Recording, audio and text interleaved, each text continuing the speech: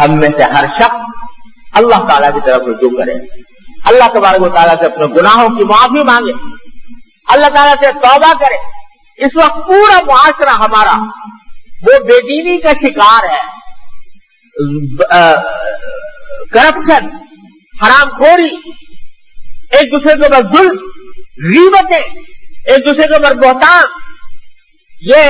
اس کا ایک لامتناہی سلسلہ ہے۔ عریانی اور فحاشی گھر گھر میں، ٹی وی کے ذریعے گھر گھر میں عریانی اور فحاشی کا ایک مرکز بنا ہوا ہے۔ جو مناظر کبھی دیکھنے کی کسی کو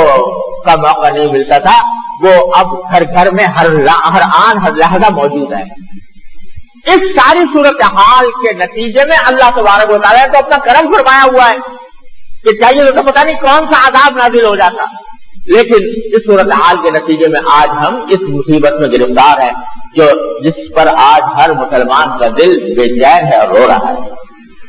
اللہ تبارک و تعالیٰ نے ایسے موقع کے لیے فرمایا ہے کہ ہر شخص اپنی جگہ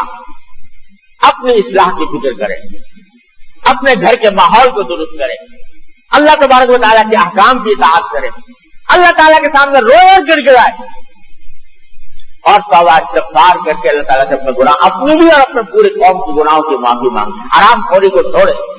اللہ تبارک و تعالیٰ کے احکام کی اطاعت کرے اور اللہ تبارک و تعالیٰ کی طرف رجوع ہو۔ اس کے سوا کوئی اس مشکل کا حل نہیں ہے۔ اور ایک زمانہ تھا کہ جب اس قسم کے حالات پیدا ہوا کرتے تھے تو لوگ اللہ تعالیٰ کی طرف متوجہ ہوتے تھے، گھر گھر آیت کریمہ کا ختم ہو رہا ہے،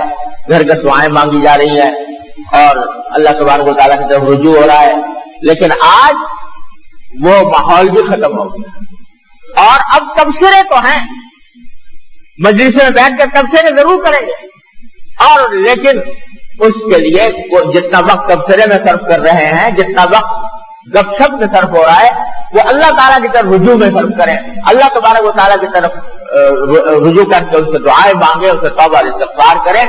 تو کچھ بعید نہیں ہے کہ اللہ تبارک و تعالیٰ اپنے فضل و کرم سے ہمارے حالات پر رحم فرما کر ہمیں اس مشکل سے نکال دے۔ حدیث میں رسول کریم صلی اللہ علیہ وسلم فرمایا کہ تمہارے حکمران خود تمہارے اعمال کا آئینہ ہوتے ہیں، اگر تم ٹھیک ہو جاؤ اللہ تعالیٰ حکمران بھی تمہارے اوپر اچھا عطا فرما دیں گے، اور پھر اس صورت میں انشاءاللہ اللہ تبارک و تعالیٰ کی رحمتیں اور برکتیں نازل ہوں گی۔ بھائی، یہ پیغام ہر مسلمان کا فرض ہے وہ ایک دوسرے کو پہنچائے۔ یہ توبہ کا وقت ہے، استغفار کا وقت ہے، اللہ تعالیٰ کی طرف رجوع کا وقت ہے۔ اس کا جتنا زیادہ اہتمام ہو سکے ایک دوسرے تک کو پہنچائیں اور اس سے اہتمام کرنے کی کوشش کریں۔ اللہ تبارک و تعالیٰ اپنے فضل و کرم سے ہم سب کو اس کی توفیق عطا فرمائے اور اس مشکل حالات سے اپنے فضل و کرم سے ہمیں نکال دے۔ وآخر دعوانا الحمدللہ رب العالمین۔